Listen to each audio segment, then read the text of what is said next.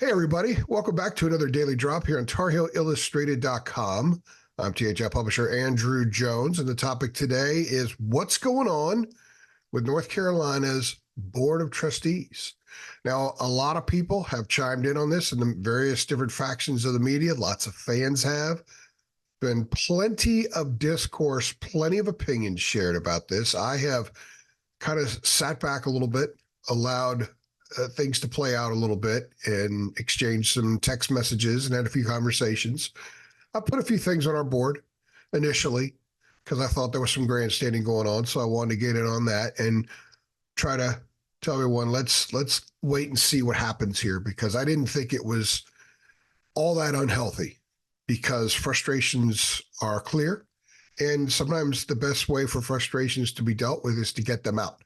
And I thought that that was in part what happened there. I didn't think it was as much of a show as some others did, although I do think there was a show element to it. Now, publicly, this was not a good look.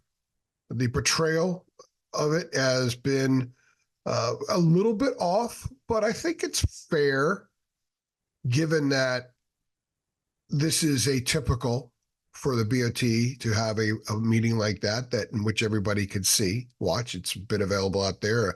I've watched it. I thought most of it was boring, to be perfectly honest with you. I thought the end were some fireworks, and it appeared almost crafted that way, but I do think it was more organic than some others believe. And I do think it's important because it sort of, to me, pinpoints where things are with North Carolina right now. North Carolina has been the power brokers at UNC, the money people, the decision makers. There's been a difference of opinion for a while. It's really, especially since Florida State fired its first salvo at the ACC about, hey, what about us? What are we going to do? Are we just going to sit here and go down with the ship? What are we going to do? Because there is tremendous concern, obviously, about the future of the ACC. As it stands, the GR is rock solid. Nobody's going anywhere unless they want to pay an inordinate amount of money and have to go through a lot of legal dealings in order to get to that point, which is going to cost more money. I'm not here to talk about the future of the league. I'm here to talk about UNC, but the league's future, uncertain future, and the fact that it is led by a commissioner who does not have a lot of confidence around the league. There are a lot of ADs, there are a lot of school presidents, there are a lot of powerful boosters who are not confident in Jim Phillips.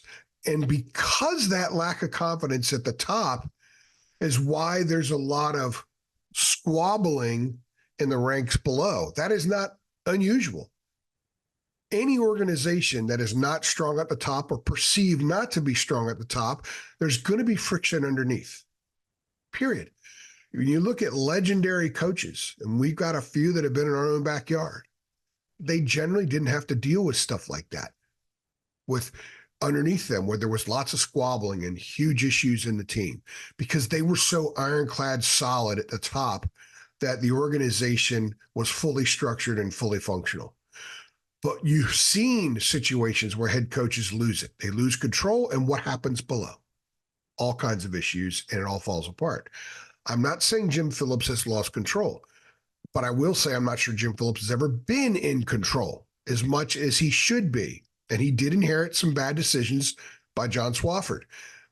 But when I talk to people in various different realms at UNC, for example, and some other places that I have connections, there's not a lot of confidence there. So understand, a lot of what you saw in the BOT meeting, the frustrations are because they don't believe in what's above them is going to handle this thing the right way. And it's why the uncertainty of the future of this league and each school in the league continues to grow greater and greater. I think that's a big part of what we saw, but I also think it was healthy because it has forced some conversations to happen quicker than maybe they would have. It's forced people to look at what everyone said and recognize that in the end, all the people that were in that room want pretty much the same thing, but they aren't on the same page about how to get there.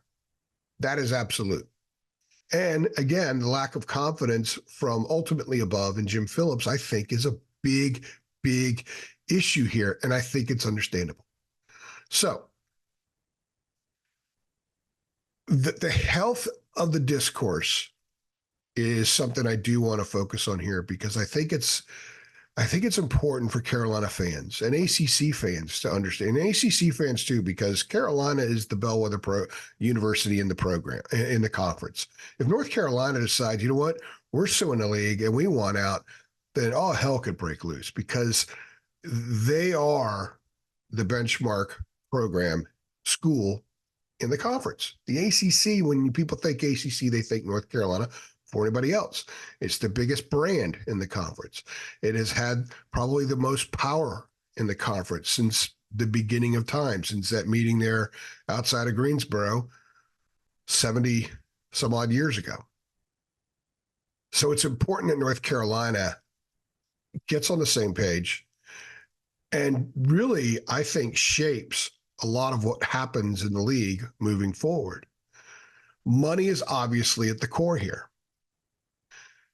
The BOTs they were there to discuss budgets. Well, if the athletic department is making a ridiculous amount of money because the conference is so valuable and bringing in a lot more money than it currently is, budget talks would be more a formality than anything else.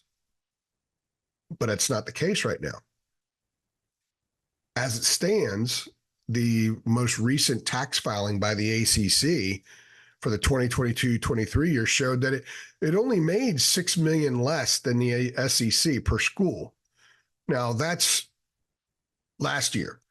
That's going to change dramatically over the next 5 to 7 years. The SEC and the Big Ten each are going to go from being 6 to 10 million, making 6 to 10 million more per school than the ACC, to making anywhere, the projections are 30 to 50 million more, which is a game changer. Because what happens there is that extra money absolutely affects your roster, because the more money you make from your conference, you can handle your facility upgrades and the skyrocketing costs of running these programs, because these staffs are growing so much, especially in football.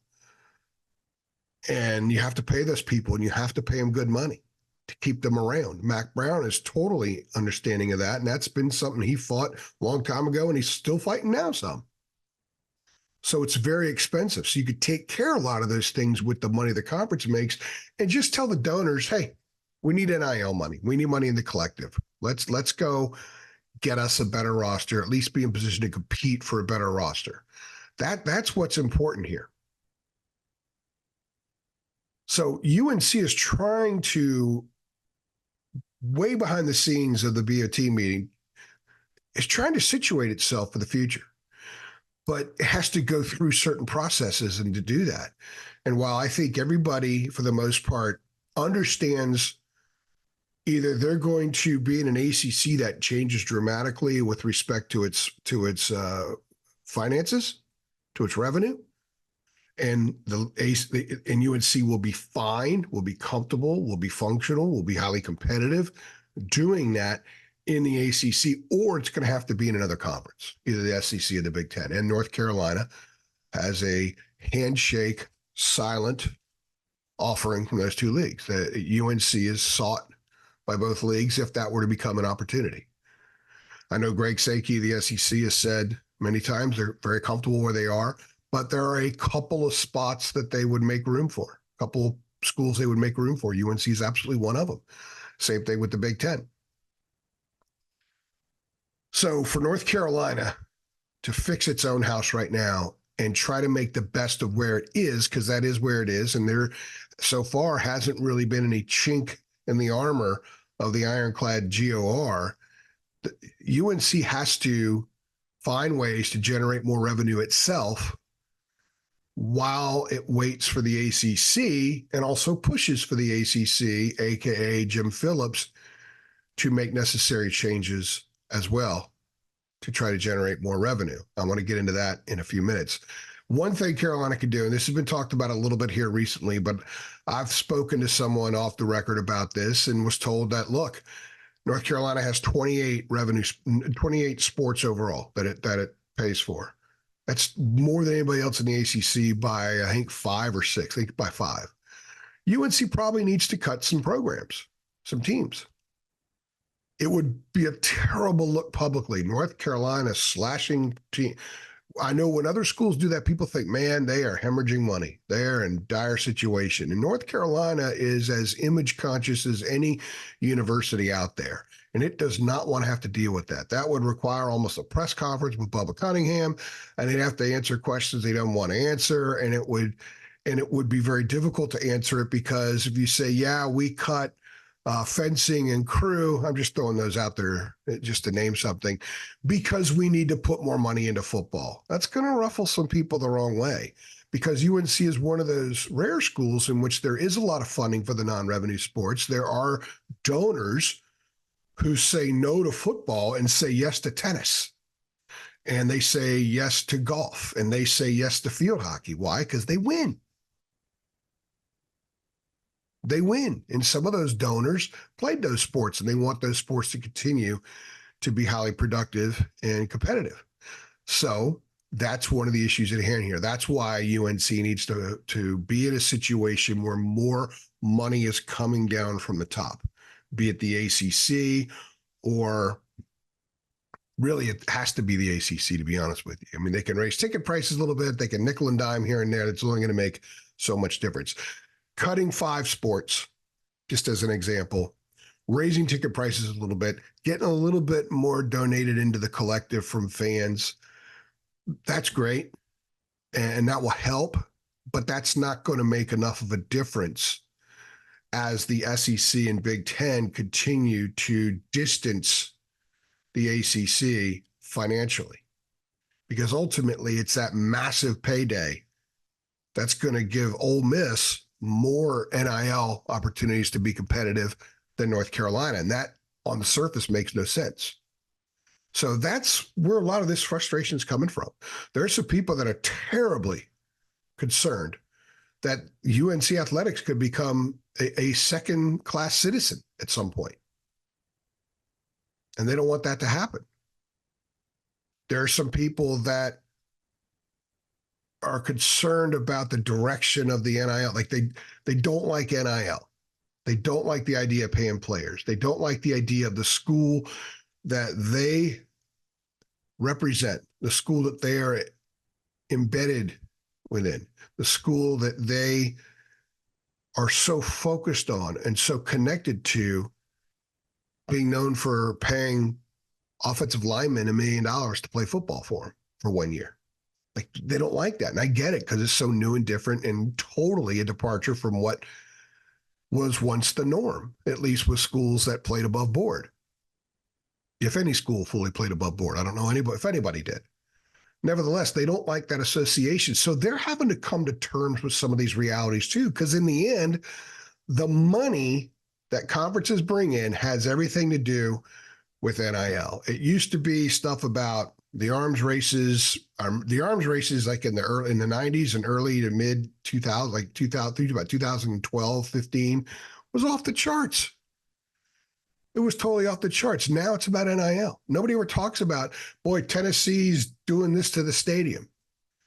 But I know that Kansas has made a lot of noise putting out stuff on social media about its new stadium, but I've been to Kansas's football stadium.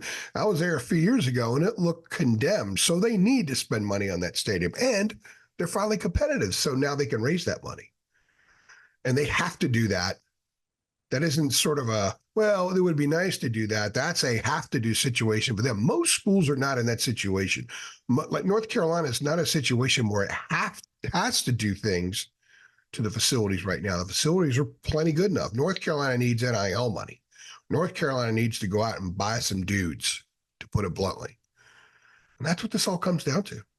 And a lot of people are uncomfortable with it, but a lot of people recognize this is the way of the future. If you're going to field these teams, well, you either try to be competitive or you wave a white flag and say, nah, And then what's the point in fielding the teams? I understand the frustration. I hope you guys understand the frustration and recognize that I don't think the appearance of the big mess is as messy within that room, within the confines of the people at the BOT, as what is perceived. I think the mess is a bigger deal. I think the mess is absolutely there. I think the mess is the effect of the ACC in its sort of spinning point right now. And the guy at the top is kind of guiding the spin faster and faster because he's not so far not shown that he can lead this conference into the next step, much less the future. It's just the next step. And you're seeing that trickle down effect. You're seeing that. You've seen it at FSU. You've seen it at Clemson. You're seeing it at Carolina. Honestly, it's going on in other schools too. Just hasn't become public knowledge yet. They haven't had that BOT meeting that suddenly makes the headlines. North Carolina did. It's out there. And we'll see what happens. I actually think it's a healthy thing. I've said that 3 times. It's healthy. It's good. People are talking about it. It's an important conversation point because the future is uncertain for everybody. I will say right now, ACC is pretty rock solid through 2036, but the ACC is going to be so far behind financially without changes. And I'm going to hit on some of those changes in my daily drop for tomorrow and break it down a little bit more about why these changes are absolutely necessary, why things must change. Just throw a few ideas out there for discourse. If you are highly concerned about the future of the ACC and North Carolina's future in particular, go ahead and click like on this video. If you have some ideas about what you think might happen or a difference of opinion about my take on it, go ahead and share it with us. Click like on the video, share it with us on Facebook, Twitter, and our message boards at tarheelillustrated.com. Make sure you subscribe to this channel if you have not already. Share this video with all your Carolina friends. Let them know we're here, and I want to know what they think. This is a major, major topic. This is a more important topic than who the other big man the basketball team was going to get out of the portal. That's immediate. This is long-term. This is a much more important topic. I want to know what everybody thinks. And it's an evolving thing. So whatever the opinion might be today, here in late May, could be very different in late June. Plus, things could still happen. I'll hit on a lot of that in tomorrow's Daily Drop. I'm AJ, and I appreciate you stopping by, and I will see you tomorrow.